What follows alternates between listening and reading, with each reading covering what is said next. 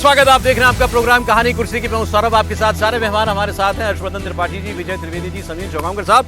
बात जरा दिल्ली की करते हैं। दिल्ली में अब चुनाव होने वाला है। महाराष्ट्र के बाद अगला इम्तिहान सियासी पार्टियों का दिल्ली का इलेक्शन ही है, जो कि जनवरी के महीने में हो जाएगा। और इसको लेकर अरविंद केजरीवाल इस वक्त बड़ी तेजी में दिखाई दे रहे हैं।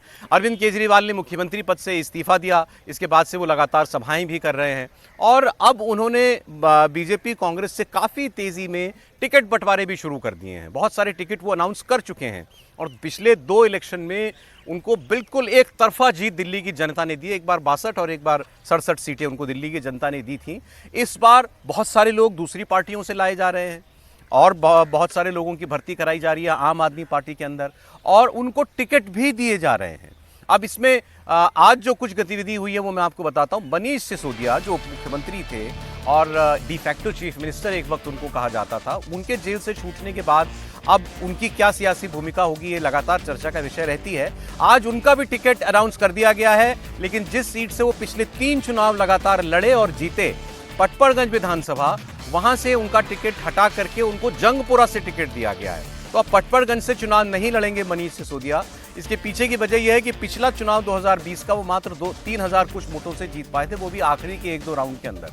मतलब वहां उनकी हारने की परिस्थिति बन गई थी और इस बार वहां बीजेपी बहुत मजबूत है और इस बार ऐसा कोई खतरा उनके ऊपर ना हो जाए, तो इसलिए उनको एक रिलेटिवली सेफ सीट पर शिफ्ट कर दिया गया है, जंगपुरा की सीट पर। और यहाँ पर भी एक आम आदमी पार्टी के युवा कार्यकर्ता को, नेता को टिकट दिया गया है। अच्छा, और भी कई लोग हैं ऐसे जिन्होंने चुनाव ना लड़ने की बात कही थी, जिसमें रामनिवास गोयल जो लोकसभा विधानसभा अध्यक्ष हैं उनकी बात आई थी। दिलीप पांडे जो कि इंडिया अगेंस्ट करप्शन के ज़माने से जुड़े हुए हैं, वो भी चुनाव लड़ते रहे, जीतते रहे, वो भी इस बार चुनाव नहीं लड़ रहे हैं। उनकी सीट पर भी एक आयातित नेता को जो है टिकट देने की बात सामने आई। आज आपने हो सकता है कई अखबारों में खबर छपी है, उसको लेकर आम आदमी पार्टी के कार्यकर्ता कुछ नाराज भी बताए जा रहे हैं। उनका कहना है कि भाई हमारा कोई भी आदमी आप लड़ा दीजिए, आम आदमी पार्टी का होना चाहिए, उसके लिए हम लोग काम करेंगे दिल जान से। लेकिन जिसके खिलाफ हम लोग चुनाव लड़ते रहे, उनके खिलाफ हम प्रचार करते रहे, ऐसे व्यक्ति को क्यों टिकट देना चाहते हैं? अच्छा, ये बीमारी आम आदमी पार्टी में अभी तक नहीं थी, उसको बीमारी मैं कह रहा हूं, लेकिन ये चलन नहीं था। ये काम आजकल भाजपा बहुत करती है, कांग्रेस से आए व्यक्ति को किसी दल से दूसरे व्यक्ति को लड़ाना, टिकट दे देना। इसका कुछ नुकसान भी उसको हुआ, कुछ फायदे भी इसके होते हैं। कोई आदमी आता है, उसका अपने इलाके के अंदर एक रसूख दबदबा होता है। लेकिन ये आम आदमी पार्टी का चलन नहीं था, इस बार वो दिखाई दे रहा है। और इसको बीजेपी के खासकर कुछ लोग अब ये कहकर पढ़ रहे हैं कि ये इसका मतलब है ये आम आदमी पार्टी और अरविंद केजरीवाल की हार के संकेत हैं। अरविंद केजरीवाल को दिखाई दे रहा है कि ये चुनाव उनके लिए बहुत मुश्किल साबित होने वाला है, इसलिए आपको ऐसी तेजी उनके बर्ताव में दिखाई दे रही है और बाहर से आए लोगों पर भरोसा भी दिखाई दे रहा है। पहले मनीष सिसोदिया की बात कर ले, उनका टिकट, समीर जी, मनीष सिसोदिया का टिकट बदला है। देखिए, तय था कि मनीष सिसोदिया इस बार पटपड़गंज से चुनाव लड़ेंगे। जिस तरीके से पिछले साल 17 विधायकों के टिकट काटे। बिल्कुल, जिस तरीके से पिछले विधानसभा चुनाव में भारतीय जनता पार्टी के नेगी से बहुत कड़ी लड़ाई में वो चुनाव जीते थे, लगातार पिछड़ रहे थे और बाद में उन्होंने लीड लेकर बहुत मुश्किल सीट जीत पाए थे। तो यह तय था कि इस बार मनीष सिसोदिया, और 5 साल मनीष सिसोदिया अपने कॉन्स्टिट्यूंसी में बहुत ज़्यादा सक्रिय नहीं रहे। हालांकि ठीक है, बीच में वो लंबा वक्त जेल के अंदर रहे, पार्टी के अंदर इन्वॉल्व रहे, क्षेत्र में भी उनका बहुत ज़्यादा इन्वॉल्वमेंट नहीं था। तो ये तय था कि मनीष सिसोदिया इस बार सीट बदलेंगे। और देखिए सरोज जी, आप बता रहे थे कि इसे दिल्ली के अंदर है, ये दिल्ली के अंदर नहीं है, पंजाब जहां आम आदमी पार्टी इतनी मजबूत है। आप लोकसभा का टिकट डिस्ट्रीब्यूशन देखिए, जब 13 सीटों पर टिकट बता था, 5 सीटों पर आम आदमी पार्टी ने दूसरे दलों से अवैध नेताओं को टिकट दिए थे इस बार। और अभी 21 दिसंबर को पंजाब के अंदर नगर निकाय चुनाव होने जा रहे हैं, जिसमें से 5 नगर निगम और 44 नगर परिषद के अंदर चुनाव हो रहे हैं। ज़्यादातर अकाली दल से आए हुए नेताओं को पार्टी टिकट दे रही है, कांग्रेस से आए हुए नेताओं को टिकट दे रही है। तो दिल्ली हो चाहे पंजाब हो, आम आदमी पार्टी अब दूसरे दलों के समान जो वहाँ के जो करप्ट लोग रहे, जिनको आम आदमी पार्टी आरोप लगाती रही, उन्हें लेकर टिकट दे रही है। और अब आम आदमी पार्टी को लग रहा है कि इस बार जब विधानसभा चुनाव में बहुत ज्यादा आसान नहीं रहने वाला है, तो तमाम बड़े नेताओं की सीट भी बदल रही है और दूसरे दल से आए हुए नेताओं पीएल संतोष जो संगठन महामंत्री हैं बीजेपी के, वो लिख रहे हैं कि ये जो दूसरी लिस्ट आई है जिसमें 20 नाम है आम आदमी पार्टी के, इसमें मनीष सिसोदिया का टिकट बदला जाना, कॉन्स्टिट्यूएंसी बदला जाना, इसका मतलब साफ है कि आम आदमी पार्टी और अरविंद केजरीवाल को दिल्ली की जनता का जो असल रुझान है वो समझ में आ गया है। और अगला नंबर किसका? मुख्यमंत्री आतिशी और एक्स सीएम मतलब अरविंद केजरीवाल, वो भी अपनी सीट बदलेंगे क्या? पटपड़गंज से अवध ओझा जो अभी शिक्षक आए, मैं नाम भूल रहा था, उनको टिकट दिया गया है। नहीं, देखिए ये बिल्कुल बीएल संतोष जी कहेंगे पार्टी उनकी भारतीय जनता पार्टी के वो राष्ट्रीय महासचिव हैं, लेकिन आम आदमी पार्टी में कुछ तो गंभीर गड़बड़ है। ऐसे आम आदमी पार्टी नहीं दिखती थी। टिकट उन्होंने अपने लोगों के काटे, इसमें भी कोई दिक्कत नहीं थी, अपनी पार्टी का कोई नया आदमी देते। मैं कुछ रिपोर्ट्स पढ़ रहा था तो उसको पढ़ते मुझे ध्यान में आया, अब इसकी समीक्षा फिर से करेंगे। जो लोग 2003 में, 8 में, 13 में जो लोग हारते गए, जो लोग 15 में उसके बाद हारे, तो उनको, यानी जो आम आदमी पार्टी से हारने वाले लोग थे, उनको अब अरविंद केजरीवाल टिकट दे रहे हैं। शीला जी के समय में जो लोग थे और शीला दीक्षित गई, तो जो लोग हारने लगे आम आदमी कांग्रेस के लोग, उनको आम आदमी पार्टी अब टिकट दे रही है। वो अपने अपने इलाके में कुछ उनका प्रभाव रहा होगा। यानी जो अरविंद केजरीवाल की नई वाली राजनीति थी, अरविंद केजरीवाल जो कहते थे कि हमारी जो राजनीति है अब इसके आधार पर दिल्ली चलेगी, एक वो ध्वस्त हुआ। दूसरा, मनीष सिसोदिया तो विधानसभा में पहुंचे, ये तो आम आदमी पार्टी चाहेगी ना भाई। ठीक है, बीएल संतोष जी का अपना है, वो हमला करेंगे, लेकिन मनीष जी चुनाव हारते हारते बचे थे, 3207 मतों से जीते थे, तो भाई स्वाभाविक है 67,000 और 70,000 कुछ ऐसे मत मिले थे, तो उनको स्वाभाविक ठीक जगह। लेकिन अवध ओझा की बलि क्यों चढ़ा दे रहे हैं? या अवध ओझा मनीष सिसोदिया से ज्यादा काबिल हैं शिक्षा के मामले में? क्योंकि इस सरकार का शिक्षा मॉडल ही था, और स्वास्थ्य मॉडल की तो अब चर्चा नहीं करते। तो शिक्षा मॉडल पर अगर इतनी बड़ी चोट पहुंची है, तो आप एक तो आम आदमी पार्टी के कैडर नहीं है, कार्यकर्ता नहीं है। दूसरा, जिन लोगों को आपने हराकर राजनीति से खारिज किया, आप उन्हीं के भरोसे है। तीसरा, जिस मनीष सिसोदिया को लेकर कहा जाता था डी फैक्टो सीएम मान लीजिए, आप उन्हीं को मान लीजिए सबसे विश्वस्त, उनके सीट पर अवध ओझा को लाना, एक तरह से कहें कि जिस वजह से आम आदमी पार्टी अस्तित्व में आई, उस पर सवाल खड़ा होता लेकिन ये कहना कि ये उनकी हार के संकेत हैं। बड़े बड़े नेता सीट बदलते हैं, और मनीष सिसोदिया की सीट बदल गई, तो इसमें कौन सी बड़ी बात होगी? नहीं, मूल वही है। बड़े नेता अपनी पार्टी के, उनको सेफ सीट देना चाहेगी पार्टी। मैं यही कह रहा हूं कि वो अपनी सीट सेफ नहीं कर पाए, मतलब उनको सीट सेफ देना पड़ेगा ना भाई। ऐसे तो राहुल गांधी भी चले गए थे वायनाड, तो क्या हम लोग कहेंगे राहुल गांधी कमजोर थे? लेकिन थे ना कमजोर, हार गए अमेठी से। तो मुझे लगता है कि ये बहुत साफ होता है, कोई भी बड़ा नेता जब अपनी सीट बदलता है। आज सोनिया जी क्या आज तक कभी अपनी सीट बदली? उन्होंने नहीं बदली, अमेठी रायबरेली यही रहती। आप बीएल संतोष के आंकलन से सहमत हैं क्या कि इस बार हवा नहीं? कुछ और है? मुझे साफ दिख रहा है कि अरविंद केजरीवाल और उनकी आम आदमी पार्टी जिस आधार पर खड़ी थी वो दरक गया है। उनके लिए ये चुनाव बहुत आसान नहीं होने वाला, मुश्किल बढ़ रही। विजय जी, देखिए, बीएल संतोष तो बोल सकते हैं क्योंकि वो भारतीय जनता पार्टी के संगठन महासचिव है, उनकी बात में कोई इसमें आपत्ति वाली बात नहीं है, वो बोल रहे हैं और एक इशारा है। वैसे जो अभी तक दिल्ली का ग्राउंड, हालांकि मैं पड़पड़गंज के पास ही रहता हूँ, तो वहाँ पर तो अभी तक आप रहते हैं, लेकिन आपने बोर्ड देखे होंगे कि उप मुख्यमंत्री अभी तक लिखा हुआ ही था वहाँ पर मनीष सिसोदिया जी को। वो बोर्ड जो लगे हुए हैं उनके, वो हटे नहीं है, वो हटे नहीं, उप मुख्यमंत्री वाले ही, और वो वहाँ पर मुश्किल से जीते, ये भी फैक्ट है, इसमें कोई बड़ी बात नहीं। उनको अपनी सीट बदलने के लिए देना, ये भी कोई बहुत अचरज वाली बात नहीं। पार्टी समझती है कि अपने मजबूत नेता को कैसे भी जिताना है, लेकिन ये तो एक मैसेज होता ही है कि वो शायद वहाँ पर शेकी है, सीट इसलिए बदल रहे हैं। और आपने कहा कि बड़े बड़े नेता बदलते हैं, सही बात है, बड़े बड़े नेता बदलते हैं, लेकिन बदलते तभी है ना जब जरूरत, तब डर होता है। तो ये एक कारण होता है, और आम आदमी पार्टी लगातार ये महसूस कर रही है कि वो शेकी ग्राउंड पर है इस समय, थोड़ा सा फिसलन है उनको, और वो उस तरह से जीत सकते नहीं जीत सकते। लेकिन मैं इस बात से सहमत नहीं हूँ कि आम आदमी पार्टी अब ये काम कर रही है कि नए लोगों को लेकर। आम आदमी तो पार्टी बनी ही दूसरी पार्टियों से है, जब उसका गठन हुआ तब से लेकर आज तक वो लगातार। इसमें थोड़ा सा ये आप ठीक कह रहे हैं कि आप कहेंगे कि वो नई पार्टी बनी, वो बाहर से आए लोग, लेकिन उसने टिकट अपने तैयार किए हुए कैडर को दिया, वो दिया। और ये अगर आप पुराने जा रहे हैं, जो 20 साल पुराने नेता है, 10, मैं यही कह रहा हूँ ना कि 2000 नहीं, लेकिन अब इसमें केवल आम आदमी पार्टी पर हंगामा करने की बात नहीं, सब पार्टियां वही कर रही हैं। हमने तो कहा सब करते हैं, लेकिन आम आदमी नहीं होता था, लेकिन अब जरूरत है, चुनाव जीतना जरूरी है ना, क्योंकि दिलीप पांडे ने मना कर दिया, मैं चुनाव नहीं लड़ रहा हूँ। आज रिपोर्ट में पढ़ रहा था, वहाँ कार्यकर्ता नाराज है। उन्होंने बड़ी लंबी चौड़ी स्पष्टीकरण की। बहुत सारे क्या कारण है क्या नहीं है, क्योंकि दिलीप जी अरविंद जी के बड़े विश्वस्त लोगों में से हैं। क्या कारण रहा होगा वो तो वही जानते होंगे किस तरह से, लेकिन शेकी ग्राउंड पर है। और उस मुश्किल को, मुझे तो हैरानी इस बात पर है कि आम आदमी पार्टी शेकी ग्राउंड पर है, लेकिन बीजेपी क्या इस शेकी ग्राउंड का फायदा उठाने के लिए तैयार हो गई? बात याद आ गई। हमने अभी 2 दिन पहले इसी प्रोग्राम में जब चर्चा दिल्ली की थी, आपने कहा था हम बीजेपी और आम आदमी पार्टी डिस्कस करते रहे, कांग्रेस की बात हमने नहीं की। तो आप शेकी ग्राउंड पर आप है, तो मजबूत विकेट पर कौन है, बीजेपी या कांग्रेस का भी कुछ है? क्योंकि अलायंस नहीं हो रहा इस बार आम आदमी पार्टी और ठीक है, कांग्रेस लेकिन का। कांग्रेस के बारे में मुझे जानकारी नहीं, यदि वहां पर है तो कोई और बता सकता होगा। नहीं नहीं, पीछे है, अरविंद जी के पीछे खड़ी है। बीजेपी की बात आती है तो आप कहते हैं बीजेपी का नेता कौन है मैं नहीं जानता। हाँ, लेकिन आप कह रहे बीजेपी का कांग्रेस संगठन तो है, है, मुझे नहीं मालूम। बीजेपी का संगठन वहां पर है, बीजेपी का वोटर वहां पर है दिल्ली में, लेकिन बीजेपी को लीड करने के लिए कोई लीडर है कि नहीं है, हो सकता है उनके पास हो, कांग्रेस हमें का जानकारी। संगठन और वोटर दोनों ही नहीं है। दोनों ही नहीं है, संगठन तो बिल्कुल नहीं है, वोटर है, लेकिन वोटर बिना संगठन के नहीं आता ना, वोटर बिना संगठन, वोटर तो है ये अभी। बड़ी अच्छी बात इन्होंने कही। मैं अभी एक इंटरव्यू देख रहा था भूपेंद्र हुड्डा का, हरियाणा में।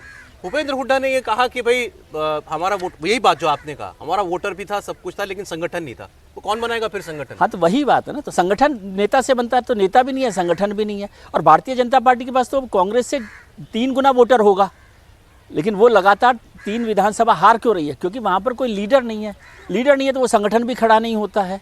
तो सर हुड्डा साहब ये कह रहे हैं हरियाणा को लेके, जिनके हाथ आपने में 15 साल से संगठन रहा है तो हरियाणा आम आदमी का। पार्टी शेकी विकेट पर है, बीजेपी के पास लीडर नहीं है, कांग्रेस के पास संगठन बीजेपी नहीं के है। पास मौका है कोई ये तो चुनाव, जीतेगा तीनों में से। बीजेपी नहीं, लेकिन मुझे बीजेपी के पास लगता है मौका ना, है, और इसमें- इसका मतलब है कि थोड़ा सा अब घालमेल होने वाला ना, कि ओके। आम आदमी पार्टी उतनी सीटें ना जीते, बीजेपी उतनी बुरी तरह से ना वन हारे, साइडेड कॉन्टेस्ट नहीं होगा इसमें। वन साइडेड कॉन्टेस्ट नहीं होगा। नहीं, और राहुल जी को थोड़ा सा भाई बड़े लक्ष्यों के लिए छोटी छोटी कुर्बानियां दी जाती हैं। जब आपको बड़ी लड़ाई लड़नी है तो दिल्ली ना सही। जरा इल्तिजा अरविंद जी मुफ्ती के की साथ बात अब कर लेते हैं। महबूबा मुफ्ती की बेटी हैं, इस बार चुनाव लड़ी थी विधानसभा का, हार गई। सारे पारिवारिक दल जो हैं सीटों पर इस बार बड़ी शिकस्त मिली है। एक उमर अब्दुल्ला अपनी सीट निकाल करके ले गए थे। अब उन्होंने हिंदुत्व पर टिप्पणी दी कि हिंदुत्व तो एक बीमारी है। उनका जो ताज़ा रेफरेंस था बयान देने का वो ये था, आपने अभी मध्य प्रदेश का एक वीडियो देखा होगा, एक कोई बेहुदा सा आदमी बच्चों को पकड़ करके उनको मार रहा था चप्पल से और कह रहा था जय श्री राम बोलो। उसके पास उसके ऊपर तो जैसी सख्त कार्रवाई हो सके होनी चाहिए। हर आदमी का खून खौला वो वीडियो देख करके। लेकिन इस पर इल्तिजा मुफ्ती का कहना कि ये हिंदुत्व की बीमारी के लक्षण थे जो आपको वहाँ दिखाई। इसने देश में करोड़ों लोगों को बीमार कर दिया है हिंदुत्व की इस बीमारी ने। उस पर बीजेपी के नेताओं ने कहा कि कुछ भी बोलो, राजनीतिक टिप्पणी करो, स्वीकार है, सहन है, लेकिन धर्म के ऊपर कुछ नहीं। तो उनका फिर बयान आया कि मैंने हिंदू धर्म पर नहीं कहा, ये हिंदुत्व बीजेपी के आरएसएस की आइडियोलॉजी है, विचारधारा है, मैं इसके खिलाफ हूँ। सुनिए इल्तिजा मुफ्ती के शब्द। देखिए, हिंदुत्व और हिंदुइज्म में बहुत फ़र्क है। हिंदुत्व वो नफरत वाली फिलॉसफी है जो सरवारकर यहाँ इंडिया में फैलाते थे इन द 40s। वे ही यूज्ड टू से कि हम यहाँ एक हेजेमनी इस्टेब्लिश करेंगे हिंदूज की, और वो फिलॉसफी ये कहती है कि India is only of the Hindus and for the Hindus. तो हिंदुत्व और हिंदुइज्म में बहुत अंतर है। Hinduism like Islam is a religion that promotes secularism, that promotes love and compassion. So let's not deliberately distort it. और जो मैंने बोला, मैं डंके की चोट पे कहती हूँ कि आजकल जय श्री राम, जिस आप राम राज्य की बात करते थे, वो राम राज्य का नहीं है। Jai Shri Ram is a slogan that's been associated with lynchings. जब आपको किसी मुसलमान बच्चे की पिटाई करनी है, आप ये स्लोगन यूज करके उसकी पिटाई कर रहे हैं। सो इट्स वेरी शेमफुल कि हिंदुइज्म जो रिलीजन है आप उसको डिस्टॉर्ट कर रहे हैं। और मैंने हिंदुत्व को क्रिटिसाइज किया, और मैं डंके की चोट पे कहती हूँ कि हिंदुत्व एक बीमारी है और इस बीमारी का इलाज हमें करना पड़ेगा। अब तो ये चलन है हमारे यहाँ पर कि हिंदुत्व के खिलाफ बोलो, फिर कहो कि हम हिंदू धर्म के खिलाफ नहीं बोल रहे। हिंदुइज्म अलग है, हिंदुत्व अलग है। वही बात जो है इल्तिजा मुफ्ती भी कह रही हैं। और सावरकर का नाम ले रही थी बेसिकली कि सावरकर की दी हुई विचारधारा है हिंदुत्व, जिसमें मेजॉरिटेरियनिज्म की बात है, बहुसंख्यकवाद की बात है, केवल हिंदुओं की चलेगी भारत में और किसी की नहीं। मैं उसके खिलाफ हूँ। देखिए, इल्तिजा पढ़ाई लिखाई बाहर से करके आई हैं, साम्राज्य भरा पूरा था, उनकी माँ ने कुछ बर्बाद कर दिया, इनका इतना रह गया कि अपनी शायद सीट भी हार गई हैं। उसके बाद ये हिंदू और हिंदुत्व में फ़र्क बता रही है, तो थोड़ा इस्लाम और इस्लामिस्ट उसका कुछ फ़र्क बताना चाहिए। जो गर्दन पर चाकू रेत दी जाती है उसका भी कुछ बताना चाहिए। सर तन से जुदा की जो कॉल होती है उसके बारे में कुछ बताना चाहिए। किसी भी धर्म, पंथ, मजहब, रिलीजन को किसी और से जोड़कर, किसी एक इंसिडेंट से जोड़कर अगर आप ये कह रहे हैं तो आप बेईमान हैं, आप देश में नफरत और घृणा पैदा करना चाहते हैं। इल्तिजा मुफ्ती वही काम कर रही हैं जो उनकी माँ, उनके दादा, नाना लंबे समय से करते रहे, वही काम वो उसी को आगे बढ़ा रही हैं। ये दुर्भाग्य देश का इसलिए ज़्यादा है क्योंकि हम ये उम्मीद कर रहे थे कि इल्तिजा मुफ्ती एक सॉफ्ट चेहरा होंगी, पढ़ लिख कर आई हैं तो थोड़ी समझ भारत की होगी। ये जिसको कहते हैं ना कि भारत में जो एक, जिसको हम सेकुलर फैब्रिक की बात करते हैं, उसको बेहतर करने की कोशिश करेंगी। खुद कम्युनलिज्म नहीं फैलाएंगी, लेकिन शायद उनको अब लगने लगा है कि एक एक्सट्रीम की राजनीति करने के अलावा उनके पास विकल्प लेकिन नहीं उन्होंने है। बाद में कहा ना, मैं हिंदू धर्म के लिए नहीं बोल रही हूँ। ये नहीं। बात राहुल गांधी भी करते हैं कि मैं ये तो हिंदुत्व कह रहा अलग हूं। है। तो राहुल गांधी और इल्तिजा मुफ्ती वो एक ही तरह के तो लोग हैं ना, एक ही तरह की सोच है, एक ही तरह की पढ़ाई लिखाई, एक ही तरह का व्यवहार है, एक ही तरह की राजनीति है। अपनी सीट बिहार जाते हैं ऐसे नेता हैं। तो इन लोगों को ये भी आप समझिए ना, आप अपने लोगों को क्यों नहीं समझा पा रहे हैं। और जब आप हिंदू और हिंदुत्व में फर्क करते हैं तो दरअसल आप इस देश की सभ्यता संस्कृति को ठोकर मारना चाहते हैं, अपमानित करना चाहते हैं, और बार बार ये करते हैं बिना इस भय के कि आपको उसका कोई पॉलिटिकल नुकसान होने वाला है। समीर जी, देखिए, अब इल्तिजा को तो मुख्यमंत्री के रूप में महबूबा ने देखा था, अपनी बिजबेड़िया सीट से चुनाव लड़वाया, वहाँ की जनता ने उन्हें वहाँ से खारिज कर दिया। और जब चुनाव प्रचार में इनसे पूछा गया था कि जीतने के बाद आप क्षेत्र के लिए क्या करोगे और जम्मू कश्मीर के लिए आपका क्या विज़न है, तो उन्होंने कहा सबसे पहले मैं आर्टिकल 370 हटाने की हम हटाएंगे, और यहाँ पर जो जिस तरीके से हिंदू धर्म के लोग और हिंदुत्व के लोग यहाँ पर जिस तरह से प्रभावशाली होते जा रहे हैं, उनके खिलाफ हम कार्रवाई करेंगे। तो चुनाव प्रचार के दौरान जो इस तरीके से भाषा का इस्तेमाल कर रही थी, मुझे लग रहा है कि जनता ने उन्हें सबक सिखा दिया। यह वही इल्तिजा है जिनकी माँ महबूबा जब ये कहती है कि कश्मीर में जब कोई आतंकवादी मारा जाता रहा सेना से मुठभेड़ में, तो वो कहते थे कि कश्मीर का सपूत मारा गया है, वो आतंकवादी नहीं था। तो जिन्हें आतंकवादियों में सपूत नज़र आते हैं, उनकी बेटे से ही उम्मीद की जा सकती है कि वो हिंदू धर्म के खिलाफ यही बात करेगी। और जिस तरीके से इस्लाम को लेकर उनका जो ज्ञान रहा है कि हमेशा कहती रही कि भाई इस्लाम इस देश के अंदर होना चाहिए, और इस्लाम में जो शांति की बात की जाती है, हिंदू धर्म के अंदर नफरत की बात की जाती है। और जब कर्नाटका के तमिलनाडु के मुख्यमंत्री स्टालिन के जब बेटे ने कहा था कि सनातन धर्म एक डेंगू है, तो उसी बात का समर्थन इल्तिजा ने किया था। जी। तो मुझे लग रहा है ये उसी सोच के लोग हैं जो डीएमके सोचती है, जो महबूबा सोचती है, और जो राहुल गांधी आप सोचते कह रहे हैं। हैं इनके बयान से हिंदू विरोध की बिल्कुल वो आ रही बिल्कुल है। बिल्कुल उनको विरोध करना ही पड़ेगा। वो जहाँ की राजनीति करती है और जिस वोट की वो राजनीति करती है, उनका पूरा आधार हिंदू धर्म का विरोध है। बताइए सर, ये बहस पुरानी हो गई हमारे यहाँ पर, हिंदुत्व नहीं, को धर्म ये से जोड़ा जाए मैं या इसको कैविएट या एक्सक्यूज के तौर पे नहीं देख सकता कि आप कहते हैं कि हिंदुइज्म अलग है, हिंदुत्व अलग है। एक मोटे तौर पर उन्होंने इल्तिजा ने बहुत तारीफ़ की हिंदू धर्म की, और फिर उसके बाद वो वहाँ पर आ गए जहाँ उनको पहुँचना है। ये वैसा कि वैसा जैसे अभी हम मदनी साहब को भी सुन रहे थे। तो कुल मिलाकर ये एक्सक्यूज नहीं चल सकता। और हिंदू धर्म को या किसी भी धर्म को गाली देना, यदि ये एक्सक्यूज है तो ये सब लोगों के लिए, मैं समझता हूँ कि उनके इस बयान में कोई आप उनको ग्रेस पॉइंट्स दे रहे हैं कि उन्होंने पहले बोला हिंदू धर्म अलग है और हिंदुइज्म अलग है और हिंदुत्व अलग है, उसको मैं नहीं मानता। उनकी सोच में वो हिंदू धर्म के खिलाफ का जो एक क्या कहना चाहिए वायरस है या सोच है, वो उसमें शामिल है। लेकिन ये सब लोगों के लिए है। ऐसे ही हम लोग, बहुत सारे लोग हैं जो इस्लाम के नाम पर, जो इस्लाम आतंकवादी होते हैं या चरमपंथी लोग हैं या जो घटनाएं कर रहे हैं, उसको भी पूरा इस्लाम के साथ जोड़ रहे हैं। तो इंडिविजुअल घटनाओं को, जैसे आपने जिक्र किया अभी घटना का जिसकी हम चर्चा कर रहे हैं, जिसकी आलोचना कर रहे हैं, तो किसी इंडिविजुअल घटना, इंडिविजुल का मतलब 10, 20, 50 की घटना है ना? इनसे ये है, ये तो कश्मीर से आती है। हाँ। कश्मीर में लाखों कश्मीरी पंडितों को मस्जिदों से लाउड स्पीकर पर धमकियां दे करके एक रात में उनकी भागने बात को पर तो कोई मजबूर किया गया। एक्सक्यूज ही नहीं है ना। हाँ, तो वो क्या कभी वो ये कह पाएंगे कि ऐसी सोच वाले इस्लामिस्ट सोच वाले थे, इस्लामिज्म बुराई हो गई नहीं, है, वो नहीं कह बीमारी सकते। है। मैं तो कह ही रहा हूँ कि उनका सोच को इस एक्सक्यूज के साथ मत जोड़िए कि वो बड़ा तारीफ कर रहे हैं कि भाई हिंदू धर्म में तो ऐसा ऐसा होता है और ये सब कुछ है। वो उनका सोच उस रास्ते पर चल रहा जी। है जिसमें एक बू या विरोध नजर आता है। बहुत शुक्रिया विजय जी, आज समय इतना ही था। हर्षवर्धन त्रिपाठी जी, समीर चौगांकर साहब, बहुत शुक्रिया। कल मुलाकात होती है आपसे फिर 1 बजे आपके प्रोग्राम कहानी कुर्सी की में।